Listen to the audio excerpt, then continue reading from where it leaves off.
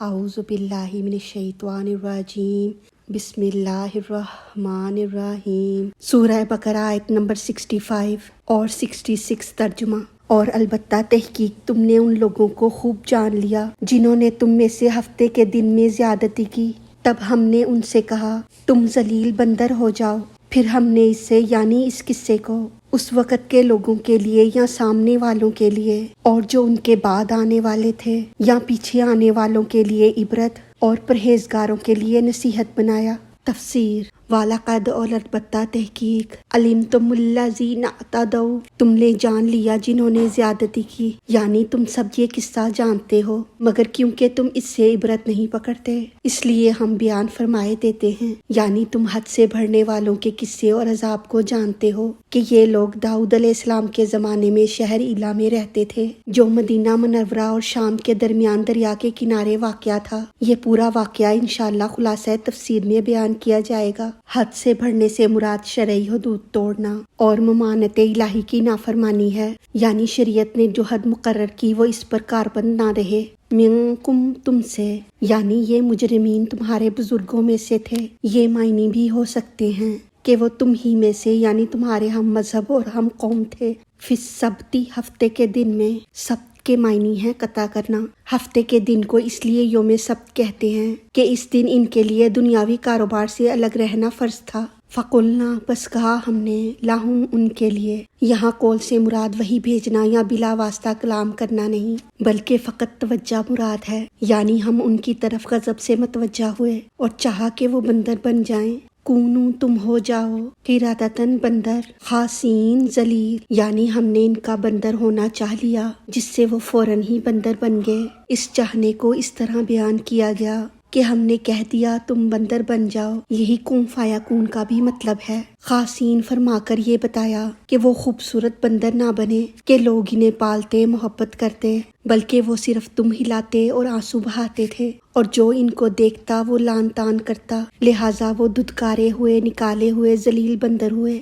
وَجَعَلْنَاهَا پھر ہم نے اسے بنایا، نَكَالًا لِمَا بَيْنَ يَدَيْهَا عبرت سامنے والوں کے لیے یا اس وقت کے لوگوں کے لیے، وَمَا اور جو خَلْفَهَا ان کے بعد تھے یا ان کے پیچھے آنے والے تھے، وَمَوْعِظَةً لِّلْمُتَّقِينَ اور نصیحت ہے پرہیزگاروں کے لیے۔ جعل کے معنی ہے بنانا، یعنی ہم نے اس قصے کو یا اس سزا کو یا اس آیت کو عبرت بنا دیا۔ نکالن سے یہاں عبرت والا عذاب مراد ہے جس کو سن کر لوگ نافرمانی سے بچیں، جیسے قرآن کریم ایک دوسری جگہ فرماتا ہے۔ سورہ نساء آیت نمبر 84 ترجمہ، یعنی ہماری یہ سزا محض بدلہ لینے کے لیے نہ تھی بلکہ عبرت کے لیے تھی۔ سامنے والوں سے مراد یا تو وہ امت ہے یا اس سے مراد ایلا شہر کے سامنے والے شہر ہیں جن کو اس واقعے کی خبر لگی اور وہ آ کر دیکھ کے۔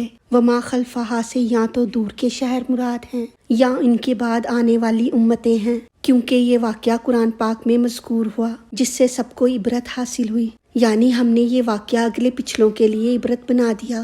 موعظۃً واعظ سے بنا ہے جس کے معنی ہے نصیحت کرنا، یعنی اس واقعے سے پرہیزگاروں نے نصیحت پکڑی یا قیامت تک آنے والے اس سے نصیحت کریں گے۔ اب اس آیت کا خلاصہ اس طرح ہے کہ تمہیں ان ایلا والوں کا قصہ تو یاد ہی ہے جو تمہارے ہی بزرگ تھے۔ انہوں نے ہفتے کے دن میں ایک بد اعتدالی کر لی تھی، یعنی مچھلی کا شکار کر لیا تھا، تو ہم نے ان سب کو بندر بنا دیا۔ ان کا یہ واقعہ اس وقت کے لوگوں کے لیے اور ان کے بعد آنے والی امتوں کے لیے عبرت اور پرہیزگاروں کے لیے نصیحت کر دیا گیا۔ تم اس واقعے کو سوچ کر عبرت کیوں نہیں پکڑتے؟ نبی آخرالزماں حضور صلی اللہ علیہ وآلہ وسلم پر ایمان کیوں نہیں لاتے؟ جب مچھلی کے شکار سے عذاب آ گیا تو کیا اتنے بڑے پیغمبر کی مخالفت سے عذاب نہ آئے گا؟ خیال رہے کہ ایک حکم ربانی کا انکار ویسا ہی کفر ہے جیسے تمام احکام کا انکار۔ کفر میں تقسیم نہیں کہ کفر آدھا ہے یا پورا، ہر کفر پورا کفر ہے۔ ہاں درجات کفر اور کیفیات کفر میں فرق ہے کہ بعض سخت کافر اور بعض ہلکے کافر ہیں، اور اسی بنا پر عذابوں میں فرق ہے۔ جیسے کہ اسلام میں جمعے کا دن عزت والا ہے، عیسائیوں کے لیے اتوار، ہندوؤں کے لیے منگل اور یہودیوں کے لیے ہفتے کا دن محترم تھا، مگر فرق اتنا ہے کہ اسلام میں صرف ان لوگوں پر جن پر جمعے کی نماز فرض ہے، جمعے کی پہلی اذان سے ختم نماز تک، ان کے لیے دنیاوی کاروبار کرنا حرام ہے۔ عورتیں، بچے، مسافر اور بیمار لوگ اس حکم سے علیحدہ ہیں کیونکہ ان پر جمعہ فرض نہیں۔ مگر ان لوگوں کے لیے جن کا یہاں ذکر ہے سارا دن دنیاوی کاروبار حرام تھا، خاص کر شکار کرنا سخت جرم تھا۔ یہ واقعہ موسیٰ علیہ السلام سے کئی برس بعد پیش آیا کہ یہ لوگ داؤد علیہ السلام کے زمانے میں بحر کلزم کے کنارے شہر ایلا میں رہتے تھے، جو مدینہ منورہ اور شام کے درمیان ہے۔ یہ لوگ مچھلی کے بہت شوقین تھے۔ رب کی شان کے ان کے امتحان کے لیے ہر ہفتے کے دن اس دریا میں بے شمار مچھلیاں نمودار ہوتی اور باقی دنوں میں سب غائب ہو جاتی۔ یہ لوگ سوچنے لگے کہ کسی ایسی تدبیر سے شکار کرنا چاہیے جس سے شکار بھی ہو جائے اور ہفتے کے دن کی بے حرمتی بھی نہ ہو۔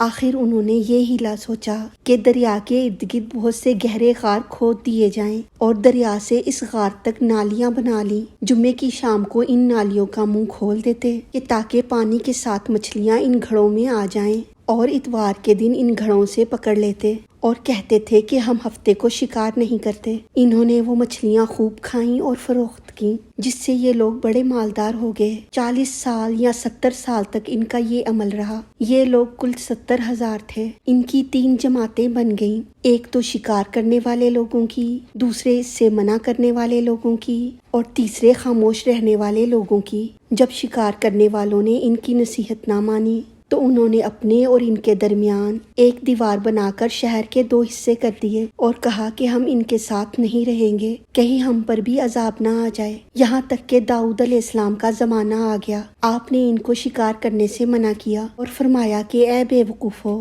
قید کرنا ہی تو شکار کرنا ہے۔ جیسے کوئی ہرن کو جال میں پھانس لے تو اس نے شکار کر لیا، اب اسے کھائے یا نہ کھائے، یا آج کھائے یا کسی اور وقت، اس سے کوئی فرق نہیں پڑتا۔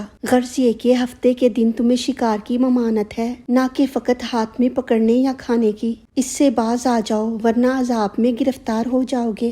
شکاریوں نے کہا کہ ہم تو بہت عرصے سے یہ کام کر رہے ہیں، اگر یہ برا ہوتا تو اب تک ہم امن میں کیوں رہتے؟ تب داؤد علیہ السلام نے دعا فرمائی جس سے رب کا غضب آ گیا، اور رات میں یہ سب کے سب بندر ہو گئے، یا جوان لوگ بندر اور بوڑھے لوگ سور بنا دیے گئے۔ ان کے عقل اور حواس تو باقی رہے، مگر قوت گویائی جاتی رہی اور جسموں سے سخت بو نکلنے لگی۔ صبح کے وقت اس محلے کے لوگوں نے دیکھا کہ نہ تو اس محلے سے کوئی آدمی آتا ہے اور نہ کوئی آواز، نہ دھواں وغیرہ نکلتا ہے، تو یہ دیواروں پر چڑھ کر ان کے گھر میں داخل ہو گئے۔ وہ بندر ان کو دیکھ کر ان کی طرف دوڑے اور ان کے قدموں سے لپٹنے لگے اور ان کے کپڑے سونگھتے اور روتے تھے۔ ان لوگوں نے کہا کہ کیا ہم نے تمہیں شکار سے منع نہ کیا تھا؟ وہ بندر سر ہلاتے اور آنسو ان کے رخساروں پر بہتے تھے۔ اس حال میں ان کو 3 روز گزرے اور چوتھے روز وہ سب ہلاک کر دیے گئے، کوئی ان میں سے باقی نہ بچا اور نہ ہی ان کی نسل چلی۔ بعض لوگوں میں یہ مشہور ہے کہ موجودہ بندر انہی کی اولاد ہیں۔ یہ غلط ہے،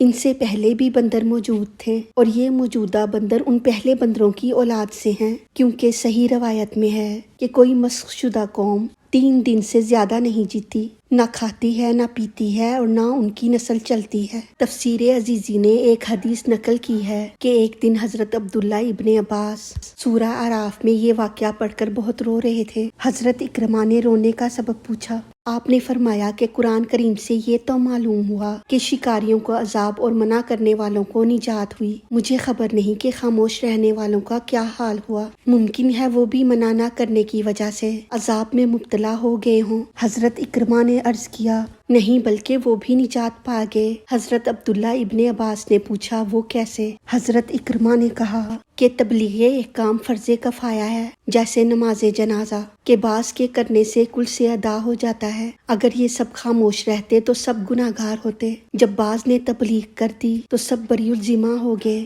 اس سے ہمیں یہ بھی پتہ چلا کہ تبلیغ صرف عالموں پر ہی فرض نہیں، بلکہ جس کو جتنا معلوم ہو وہ ناواقف کو ضرور بتائے۔ دیکھو یہ منع کرنے والے سب علماء نہ تھے، مگر ان پر تبلیغ فرض ہوئی اور تبلیغ ہی کی برکت سے عذاب سے بچے۔